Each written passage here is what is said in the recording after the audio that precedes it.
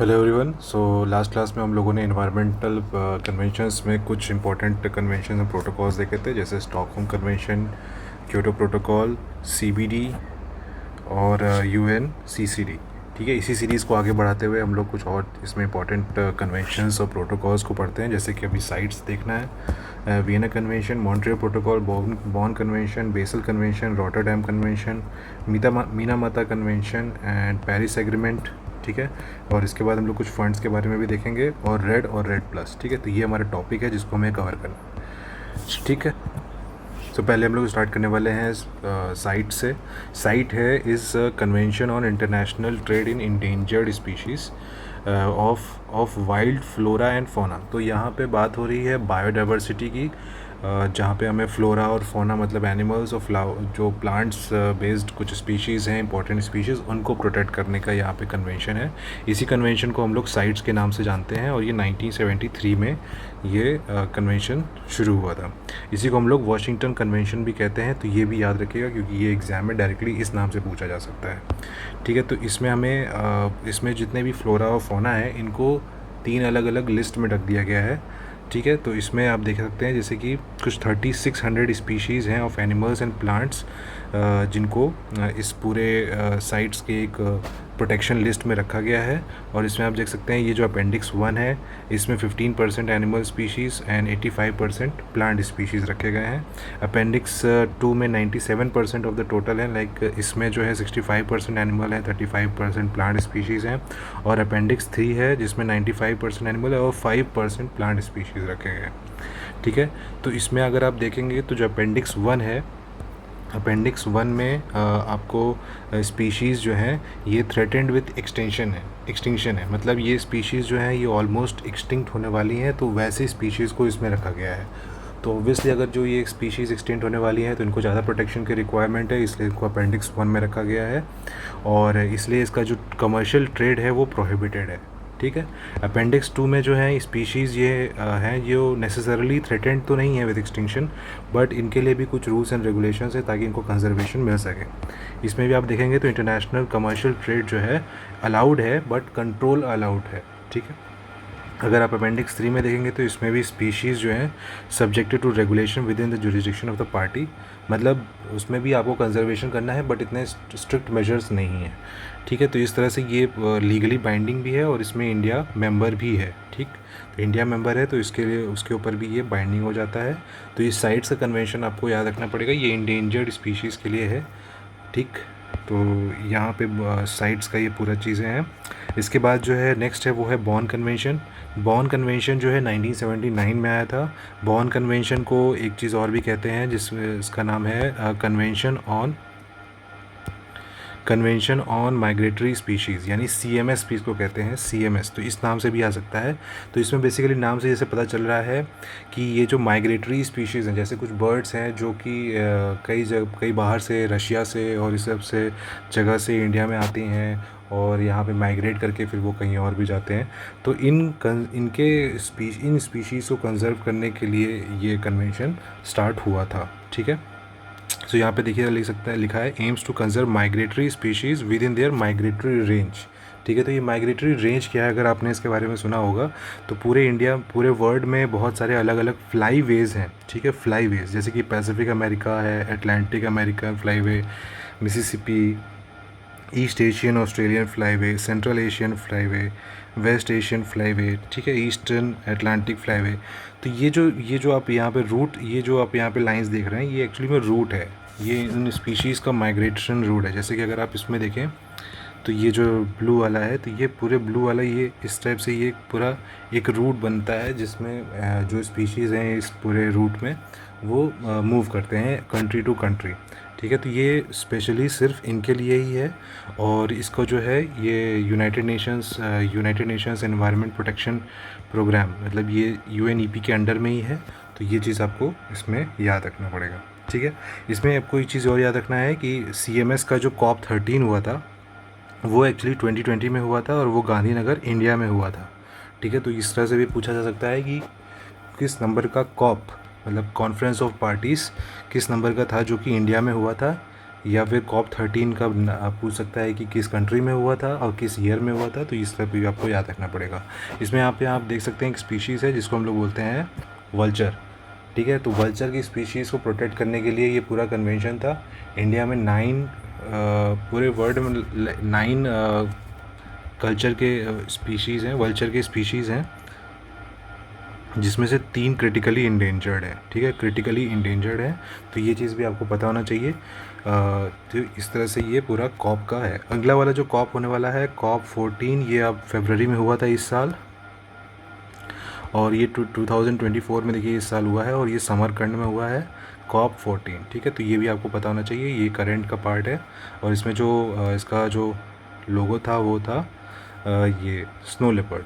ठीक है, तो इस स्नो लेपर्ड के कंजर्वेशन के लिए ये इस साल का समरकंड वाला जो कन्वेंशन था वो इसके ऊपर था। ठीक है, नेक्स्ट हम इसमें पढ़ने वाले हैं कुछ अलग, अगेन पोल्यूशन के ऊपर। पोल्यूशन पे जैसे कि आप 1979 में हेलसिंकी कन्वेंशन हुआ था। हेलसिंकी कन्वेंशन को भी हम लोग कहते हैं कि long range transboundary air pollution, मतलब किसी एक कंट्री का जो एयर पोल्यूशन है, लेट सपोज कंट्री ए में एयर पोल्यूशन हो रहा है, कोई एयर पोल्यूशन है और ये कंट्री बी तक जा रहा है। ठीक है, बगल में कोई और भी कंट्री है तो कंट्री बी में भी जा रहा है ये पोल्यूशन, यहाँ से हो करके यहाँ पे भी आ रहा है।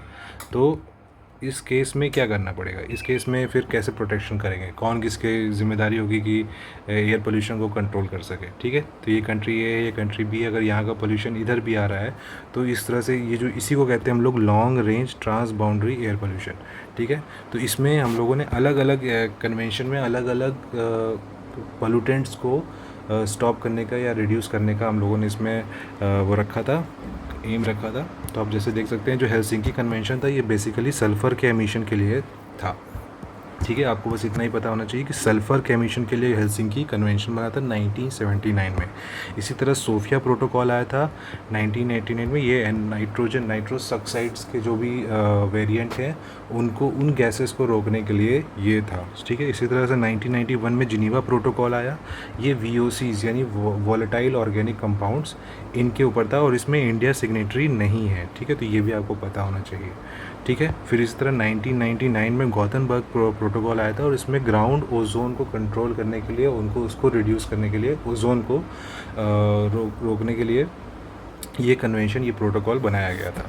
ठीक है, तो ग्राउंड ओजोन जैसे कि आपको पता है, एक ओजोन जो होता है ऊपर की लेयर होती है, ठीक, वो तो अपने लिए जैसे अर्थ है ये, और यहाँ पे जो अगर मान लीजिए कि ये ओजोन की लेयर है तो ये तो हमारे लिए इम्पॉर्टेंट है, ये हमारे लिए यूज़फुल है। ठीक है, लेकिन अगर यही ओजोन हमारे ग्राउंड के लेवल पे आ जाता है तो ये हमारे लिए हार्मफुल हो जाता है। ठीक, तो यही इसी को कंट्रोल करने के लिए गॉथनबर्ग प्रोटोकॉल है। तो आपको ये 4 प्रोटोकॉल का नाम पता होना चाहिए, और किस एयर पोल्यूटेंट्स के लिए था ये भी आपको मालूम होना चाहिए। ठीक है, नेक्स्ट हम लोग आ जाते हैं बेसल कन्वेंशन पे। बेसल कन्वेंशन 1989 में हुआ था, और ये कंट्रोल करना था इसमें transboundary movement of hazardous waste and their disposal. तो यहाँ पे आप बात कर रहे हैं वेस्ट की। ठीक है, उस पिछले वाले में हम लोग जब देख रहे थे उसमें हम लोग बात कर रहे थे एयर पोल्यूटेंट्स की, इसमें हम लोग बात कर रहे हैं हजार्डस वेस्ट की। ठीक है, तो ये बेसिकली ये एक ऐसी ट्रीटी है जो कि नॉन बाइंडिंग है अभी तक। ठीक है, इसमें आप देख सकते हैं ये नॉन बाइंडिंग है, और इसमें क्या कवर कर रहा है, हाउस होल्ड वेस्ट को कवर कर रहा है, इंसिनरेटर ऐश को कवर कर रहा है, और इस टाइप के और वेस्ट मटेरियल को ऐड करता है, इसमें कवर करता है।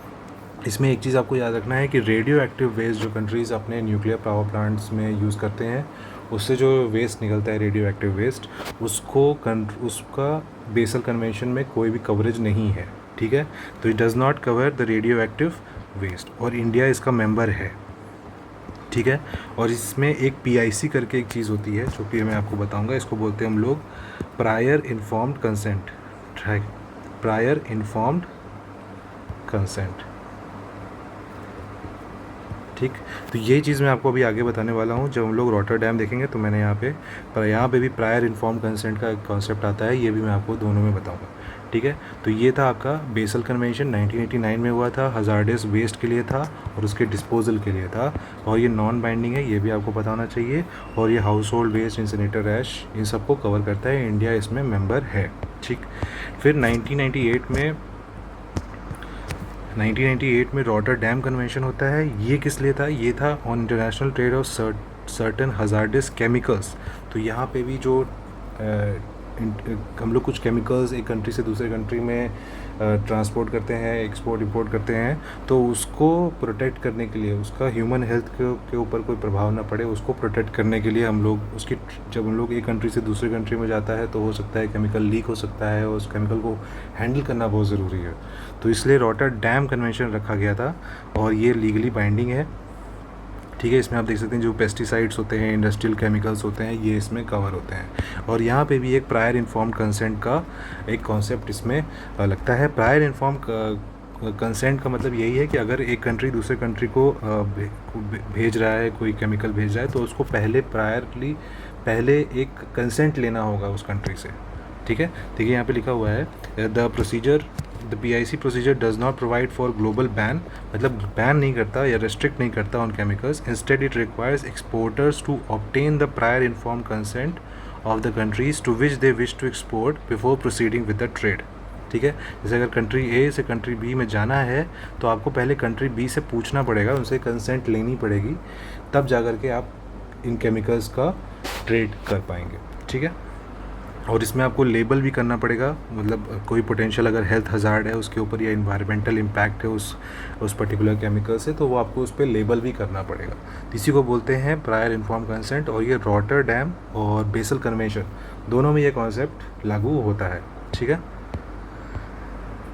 ओके। सो नेक्स्ट इसमें जो आने वाला है वो है स्टॉकहोम कन्वेंशन। स्टॉकहोम कन्वेंशन जो है ये परसिस्टेंट ऑर्गेनिक पोल्यूटेंट के लिए बना था। ये 2001 में आया था। हमने एक स्टॉकहोम कन्वेंशन पहले भी देखा है जो कि 1972 में हुआ था, जिसमें United nation environment protection board ये बॉडी बनी थी, जिसमें हम लोगों ने देखा था कि ये जो पहला कन्वेंशन था, तो उससे कंफ्यूज नहीं होना है, वो 1972 में हुआ था और ये वाला 2001 में हो रहा है।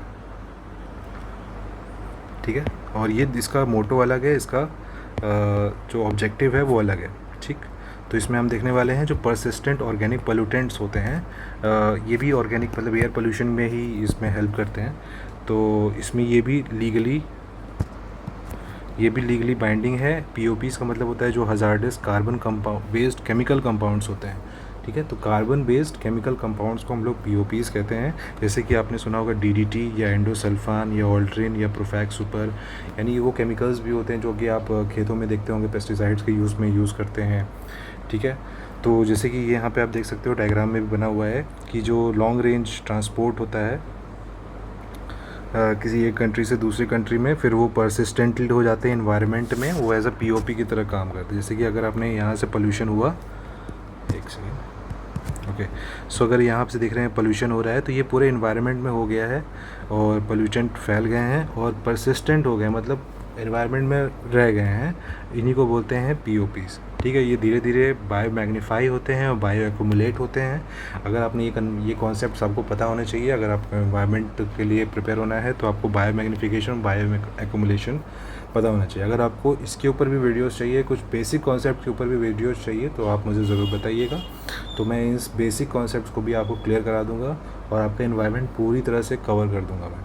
ठीक है, तो बायो मैग्नीफिकेशन और बायो एक्यूमुलेशन भी होता है और जिसकी वजह से कुछ ह्यूमन हेल्थ पे, एनवायरनमेंट पे कुछ हजार्डस इफेक्ट पड़ सकते हैं। ठीक, तो this was all about Stockholm convention on POPs। ठीक है, परसिस्टेंट ऑर्गेनिक पोल्यूटेंट्स। नेक्स्ट इसमें हम लोग देखने वाले हैं वियना कन्वेंशन। वियना कन्वेंशन वही मैं बता रहा था कि ये भी एयर पोल्यूशन से ही रिलेटेड है। तो जैसे कि मैंने पहले आपको बताया था, क्योटो प्रोटोकॉल वो ग्रीन हाउस गैसेस के लिए था और ये वाला जो है ये जो वियना कन्वेंशन हुआ था ये एक्चुअली में ओजोन लेयर के लिए हुआ था। ठीक है, तो 1985 में वियना कन्वेंशन हुआ और उस वक्त प्रोटेक्शन ऑफ ओजोन लेयर की बात शुरू हुई। ठीक है, it was the first global conference on depletion of ozone by removing ODS, यानी ODS का मतलब होता है ozone depleting substances, ozone depleting substance. ठीक है। तो कुछ ऐसे सब्सटेंसेस हैं एनवायरनमेंट में जिसकी वजह से ओजोन में डिप्लीशन हो रहा था, ये ओजोन लेयर ख़त्म हो रही थी। तो उसको आइडेंटिफाई किया गया, बहुत टाइम तक देखा गया कि साइंटिस्ट लोगों ने देखा कि ये कुछ ऐसे कंपाउंड्स हैं, इन्हीं को ख़त्म करना है। ठीक है, तो इसी को बोला गया, इसलिए ये कन्वेंशन शुरू हुई। ठीक, तो ये इसी के बाद 1987 में इसी के ऊपर एक मॉन्ट्रियल प्रोटोकॉल बनाया गया। ठीक है, तो कन्वेंशन पहले होता है, प्रोटोकॉल बाद में बनते हैं। ठीक है, कन्वेंशन में हम लोग पहले उस प्रॉब्लम को आइडेंटिफाई करते हैं, सारे कंट्रीज़ आकर के आपस में मिलते हैं और कहते हैं कि हाँ चलो ठीक है, अब हम इस पे ऊपर काम करने वाले हैं। और प्रोटोकॉल्स में फाइनली रूल्स एंड रेगुलेशंस बनाए जाते हैं, किसको कितना टारगेट देना है, ये सब डिसाइड होता है। ठीक है, तो प्रोटोकॉल और कन्वेंशन इन दोनों में डिफरेंस यही है। ठीक है, तो इस मॉन्ट्रियल प्रोटोकॉल में सिंपल ये था कि हमें ओजोन डिप्लीटिंग सब्सटेंसेस को ख़त्म करने थे। कुछ ओजोन डिप्लीटिंग सब्सटेंसेस कौन कौन से थे, जैसे ये CFC हो गया, HCFC हो गया, कार्बन टेट्राक्लोराइड हो गया, मिथाइल क्लोरोफॉर्म हो गया, मिथाइल ब्रोमाइड हो गया, हेलॉन्स हो गया, ब्लैक कार्बन हो गया। तो बेसिकली क्लोरीन और ब्रोमाइड, ठीक है, क्लोरीन एंड ब्रोमाइड, ये मेन सब्सटेंस है जो कि ओजोन को डिप्लीट करने में इसका मेजर रोल है। ठीक है, क्लोरीन एंड ब्रोमाइड। तो इसी को ये जिन जिन गैसेस में ये मिल रहा था, इसी को ख़त्म करना था। ऐसे आपने सुना होगा HCFC, CFC, ये सारी गैसेस हैं जो कि रेफ्रिजरेशन में यूज़ होती हैं। ठीक है, तो बस इतना ही था मॉन्ट्रियल प्रोटोकॉल में। उसमें कुछ टारगेट्स दिए गए थे, वो हमारे लिए उतना इम्पोर्टेंट नहीं है। तो इसके बाद जो मॉन्ट्रियल प्रोटोकॉल को ही आगे कंटिन्यू करते हुए 2016 में किगाली अमेंडमेंट हुआ। ठीक है, तो किगाली अमेंडमेंट किसका पार्ट है, ये एक्चुअली में मॉन्ट्रियल प्रोटोकॉल का ही पार्ट है। और मतलब जैसे कि मैंने आपको बताया था कॉन्फ्रेंस ऑफ पार्टीज़ होती हैं, तो इसी तरह किगाली में भी एक कॉन्फ्रेंस ऑफ पार्टी हुई 2016 में, और उसमें इन गैसेस के साथ HFC को भी इंक्लूड किया गया। ठीक है, तो HFC के बारे में आपको ये चीज़ पता होना चाहिए कि HFC ODS नहीं है। ठीक है, it's not an ozone depleting substance, but ये एक पोटेंशियल ग्लोबल वार्मिंग सब्सटेंस है। मतलब इसका अगर एनवायरनमेंट में जाता है, एक्चुअली हम लोगों ने HCFC को कन्वर्ट करके HFC का यूज़ करने लगे। बाद में लेटर ऑन हमें पता चला कि HFC जो है वो ओजोन को तो डिप्लीट नहीं कर रही है, लेकिन हमारे एनवायरनमेंट को गर्म कर रही है, एनवायरनमेंट को वार्म कर रही है। ठीक है, तो इसलिए हमको इसको भी ख़त्म करना पड़ेगा। तो ये बहुत टाइम के बाद साइंटिस्ट को ये सब पता चला कि भाई अरे अभी इसको भी ख़त्म करना है, तो HFC को भी अब ख़त्म करने की मुहिम चली, और ये किगाली अमेंडमेंट में इसको भी ऐड किया गया मॉन्ट्रियल प्रोटोकॉल के अंदर।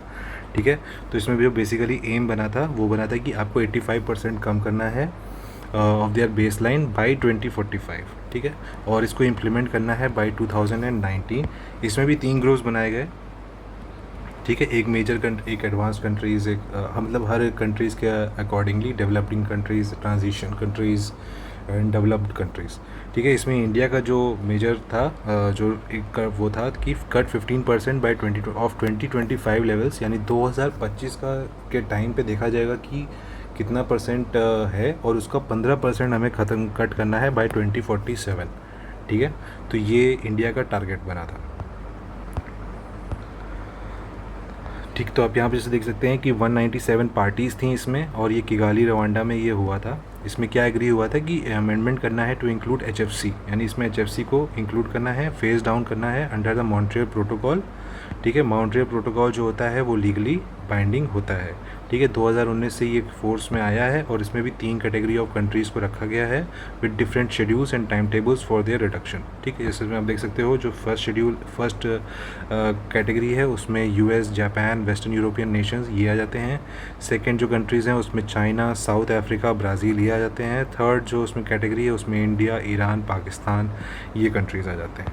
ठीक है, और इसकी उनकी बेस लाइन दी हुई है, और उनके फ्रीजिंग ईयर्स दिए हुए हैं, और उनको कितना रिडक्शन करना है ये इसमें प्रोवाइडेड है। ठीक है, फर्स्ट कैटेगरी को कितना करना है, सेकंड कैटेगरी को इतना करना है, और थर्ड कैटेगरी को कितना करना है।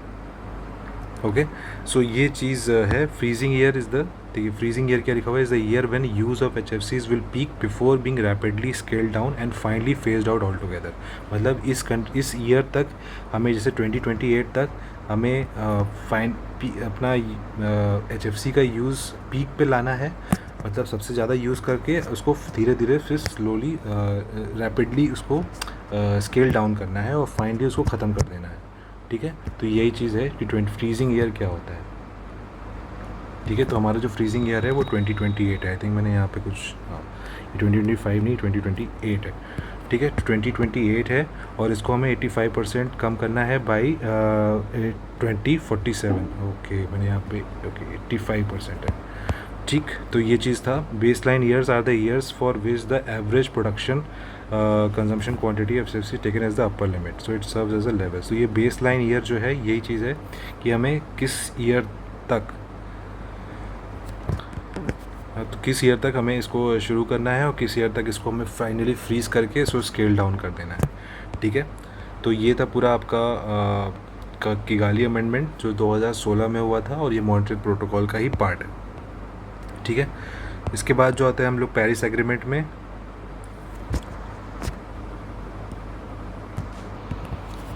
तो हम लोग नेक्स्ट जो पढ़ने वाले हैं वो है पेरिस एग्रीमेंट। और पेरिस एग्रीमेंट में हम लोग देखेंगे कि ये 2015 में आया था और ये COP21 जब हुआ था तो उसमें ये पेरिस एग्रीमेंट यानी कॉन्फ्रेंस ऑफ पार्टीज़, जब UNFCCC की कॉन्फ्रेंस ऑफ पार्टीज़ हो रही थी, CCC की जब कॉन्फ्रेंस ऑफ पार्टीज़ हो रही थी 21 नंबर की, तब ये 2015 के टाइम पे ये एग्रीमेंट बना था और ये भी लीगली बाइंडिंग है। ठीक है, तो इसका मेन एम क्या है, इसका देखिए यहाँ पे गोल लिखा हुआ है, दिस इज़ द गोल।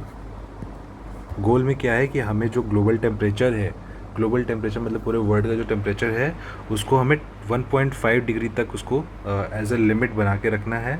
और फाइनल जो उसमें टारगेट दिया हुआ है कि 2 डिग्री, यानी इससे ज़्यादा तो नहीं करना है। ठीक है, holding the increase in the global average temperature well below 2 degree Celsius, दो डिग्री से करना है और अच्छे एफर्ट करने हैं ताकि हम उसको 1.5 डिग्री तक ही रोक सकें। ठीक है, तो ऐसा मान के चलिए कि 1.5 डिग्री से 1.5 डिग्री से लेकर के 2 डिग्री तक हमें अपना ग्लोबल टेम्परेचर को मेंटेन रखना है। इससे ज़्यादा हम ज़्यादा टेम्परेचर ग्लोबली नहीं कर सकते, अदरवाइज़ बहुत ही हज़ार्डस इफ़ेक्ट्स देखने को मिल सकते हैं। ठीक है, और इसके लिए हम लोग अलग अलग कंट्रीज़ जो हैं अलग अलग इसमें उनको वो दिए गए हैं, टारगेट्स दिए गए हैं। और ये कब फोर्स में आएगा, ये एक्चुअली फोर्स में आने वाला है 2020 से। ठीक है, अगर इसमें 55 कंट्रीज़ साइन कर देती हैं तो, और covering the 55% of global emission, यानी जो 55% ऑफ द ग्लोबल एमिशन मतलब एमिशन कर रही हैं उसमें 55% का जिनका कंट्रीब्यूशन है, वैसी कंट्रीज़ अगर 55 हो जाती हैं, वैसी अगर 55 हो जाती हैं तब ये फोर्स में आ जाएगा। ठीक है, और इसमें हमें कुछ क्लीन टेक्नोलॉजीज़ का यूज़ करना है, हमें रोल्स ऑफ फॉरेस्ट है, फॉरेस्ट का भी करना है, फॉरेस्ट क्लाइमेट डैमेज का भी देखना है। ठीक है, इसमें देखिए इसमें लिखा हुआ है for the first time ever the agreement defines the climate loss and damage terms but liability and compensation are not mention. तो इसमें पहली बार क्लाइमेट लॉस के बारे में बात की गई है कि क्लाइमेट की वजह से जो लॉस और डैमेज होता है उसको इसमें रखा गया है कि इसका कंपनसेशन भी देना चाहिए। ठीक है, लेकिन इसमें कंपनसेशन और लायबिलिटी की बात नहीं मेंशन हुई है। ठीक है, लायबिलिटी और कंपनसेशन की बात नहीं हुई है, ये आगे के जब उसमें कॉन्फ्रेंसेस होंगे तो उसमें बात इसमें होगी। अभी कि इसमें क्या था कि पेरिस एग्रीमेंट में सिर्फ एक आउटलाइन रखी गई थी, बाकी आगे के प्रोटोकॉल्स में इसी को और फाइनलाइज़ किया जाता है।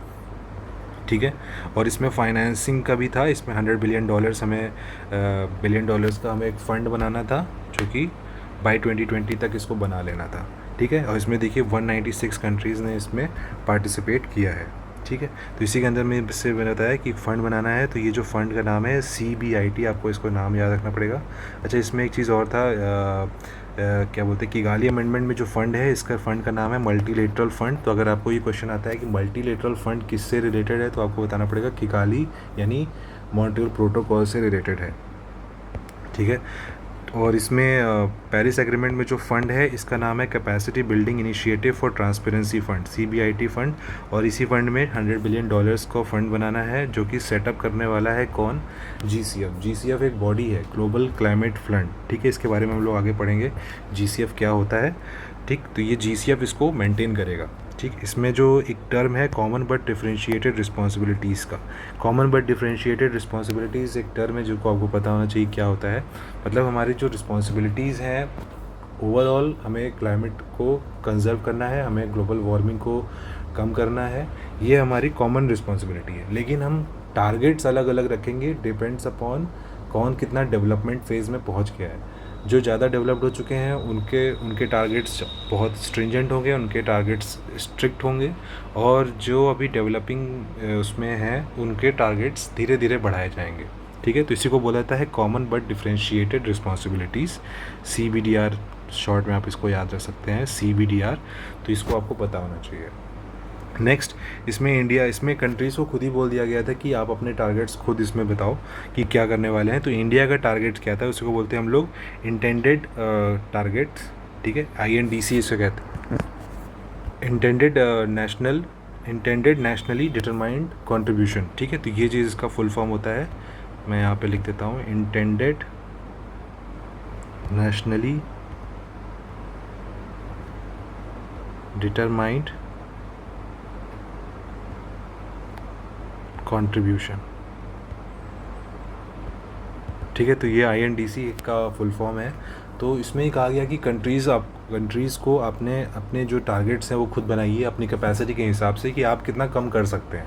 किसी के ऊपर कोई डायरेक्ट ऐसा वो नहीं रखा गया था कि आपको इतना करना है, आपको इतना करना है। कंट्रीज़ को खुद ही फ्रीडम दे दी गई थी कि आप खुद ही अपना डिसाइड करिए टारगेट। ठीक है, तो इसमें देखिए इंडिया का टारगेट क्या था। इंडिया ने 3 टारगेट रखे थे। इसमें था कि reducing the greenhouse gases emission intensity of its GDP by 30 to 35%। मतलब हमें अपने ग्रीन हाउस गैस एमिशन की जो इंटेंसिटी है इसको कम करना है, ऑफ इट्स GDP इसको कम करना है by 30 to 35% below 2005 levels by 2030। ठीक है, तो 2030 तक हमें ये टारगेट, ये पहला टारगेट था। देन सेकेंड टारगेट था 40% हमें अपनी जो पावर कैपेसिटी है वो बेस्ड करनी है नॉन फॉसिल फ्यूल से, मतलब सोलर पावर, हाइड्रो पावर, इस टाइप की जो non renewable sources of energy हैं जो कोल से नहीं रिलेट करती हैं, उससे हमें अपनी उनकी 40% कैपेसिटी हमें वैसे ही पावर लानी है। ठीक है, और जो नेक्स्ट थर्ड नंबर पे जो इसका टारगेट रखा गया था, create an additional carbon sink of 2.3 billion tonnes of carbon dioxide equivalent through additional forest and tree cover by 2030। तो ये भी 2030 तक है। मतलब हमें ऐसे ट्री और फॉरेस्ट कवर ऐसे लगाने हैं जिसमें हम 2.5 से 3 billion tonne of carbon dioxide equivalent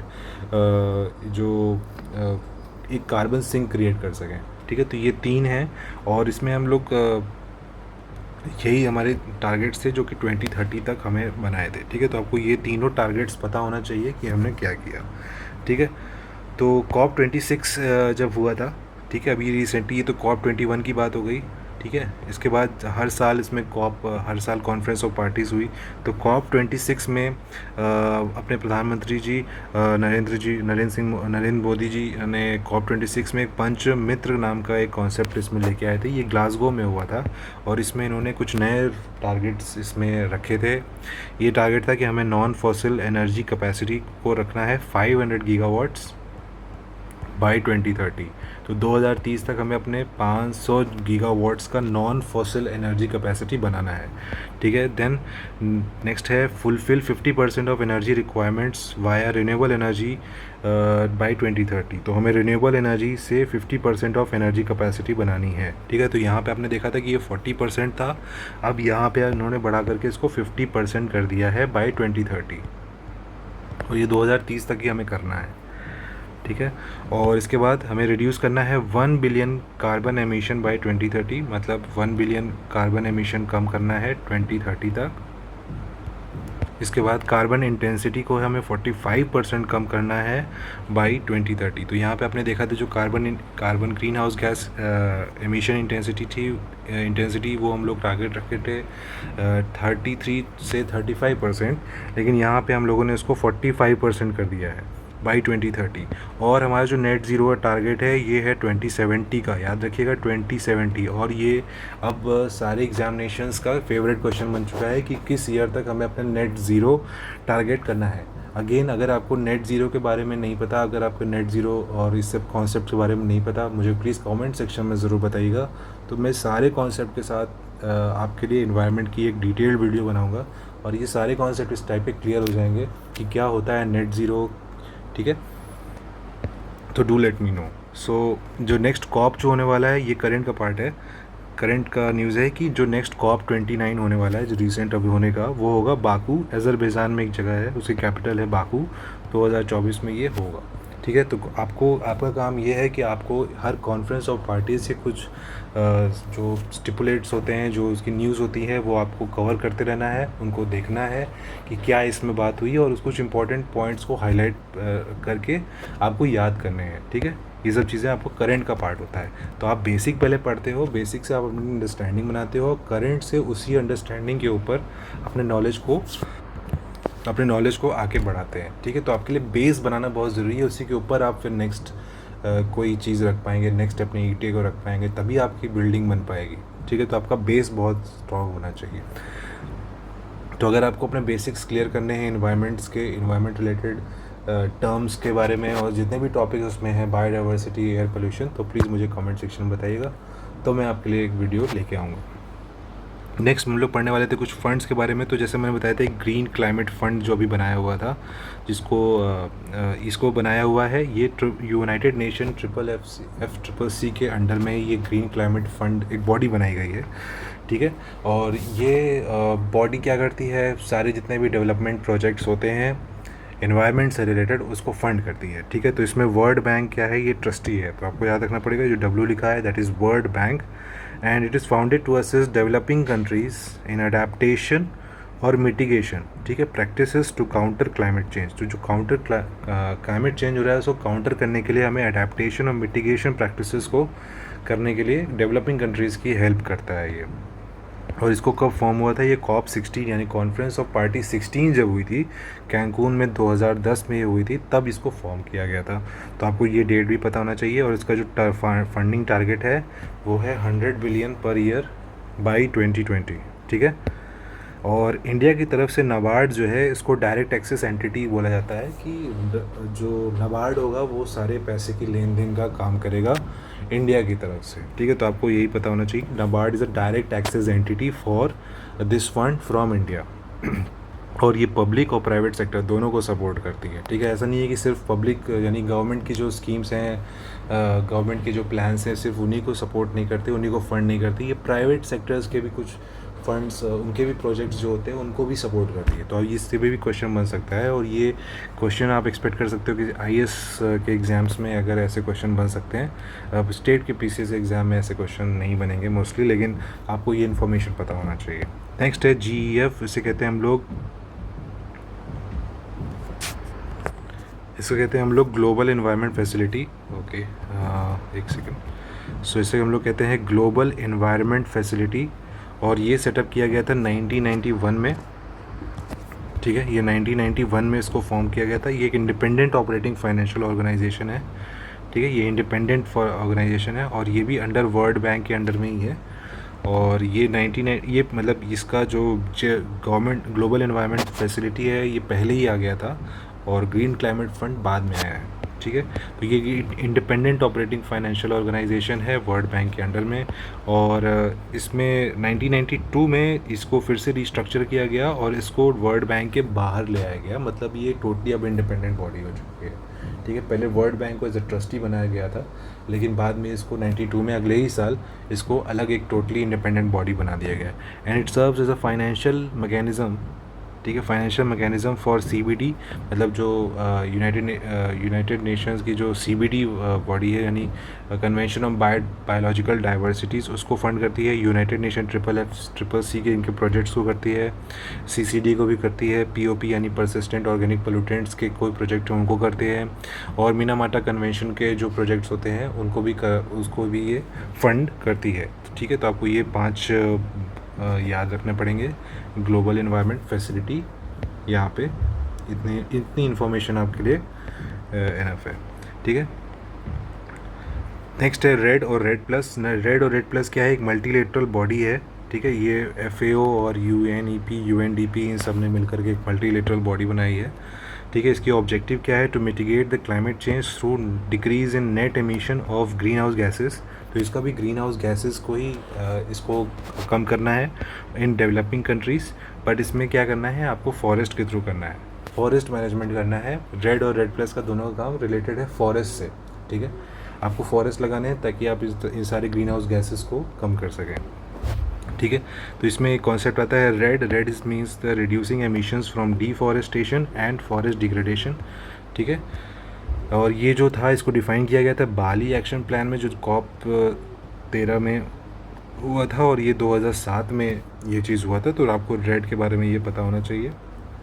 red plus जो है इसमें कुछ ऐड किया गया रेड प्लस जो था इसमें ऐड किया गया था कि ये सेम चीज़ था, reducing emission from deforestation and forest degradation, plus इसमें क्या ऐड किया है, conservation of forest carbon stocks, ठीक है। जो कार्बन के स्टॉक्स हैं फॉरेस्ट के उनको कंजर्व करना है, और sustainable management of forest, enhancement of forest carbon stocks, ठीक है। तो ये चीज़ में एडिशन की गई, इसलिए यहाँ पे ये प्लस साइन लगा रहता है, ठीक है। तो ये आपको पता होना चाहिए। ये COP 19 में आया था, वॉर्सो में 2013 में ये हुई थी, ठीक है। तो ये भी आपको इन्फॉर्मेशन पता होना चाहिए रेड और रेड प्लस के बारे में। इसी रेड और रेड प्लस के अंदर में एक चीज़ है फॉरेस्ट कार्बन पार्टनरशिप फैसिलिटी। ये फॉरेस्ट कार्बन पार्टनरशिप फैसिलिटी क्या होता है, it is a global alliance uniting government, businesses, civil society, indigenous people, इन सब का यूनाइट करता है, और shared commitment to combat desertification and forest degradation. तो काम वही है, लेकिन आपको बस ये नाम याद होना चाहिए, फॉरेस्ट कार्बन पार्टनरशिप फैसिलिटी, ठीक है। Focused on the activities encompassed by REDD plus. तो इसमें जो एक्टिविटीज़ होंगी वो वही ये आपके फॉरेस्ट कार्बन स्टॉक्स को बचाने के लिए, कंजर्व करने के लिए, फॉरेस्ट मैनेजमेंट के सस्टेनेबल यूज़ के लिए, and augmentation of forest carbon stocks in the developing Nations, ठीक है। तो बेसिकली ये फॉरेस्टेशन से रिलेटेड है, तो आपको ये चीज़ें पता होना चाहिए। इस तरह से इसी के अंडर में एक फॉरेस्ट प्लस प्रोग्राम भी हुआ था, ये इंडिया और यूएस एड के बीच में हुआ था, यानी यूएस की जो यूएस की हेल्प से ये हुआ था, पार्टनरशिप फॉर लैंड यूज इसे कहते हैं। और इसका भी फोकस था अपने रेड और कार्बन सिक्वेस्ट्रेशन पे। अगर आपको कार्बन सिक्वेस्ट्रेशन नहीं पता होगा तो प्लीज़ मुझे बताइएगा, मैं आपको एक सेपरेट वीडियो में ये सब चीज़ें बता दूंगा, ठीक है। कार्बन सिक्वेस्ट्रेशन थ्रू एफॉरेस्टेशन, ठीक है। देन इसी में एक कैंपिंग भी स्टार्ट हुआ था, व्हाट इज़ गुड कैंपिंग था। तो इतना चीज़ें आपको पता होना चाहिए कि फॉरेस्ट प्लस प्रोग्राम क्या होता है, फॉरेस्ट कार्बन पार्टनरशिप फैसिलिटी के बारे में, रेड प्लस के बारे में, ठीक है, और रेड के बारे में, ठीक है।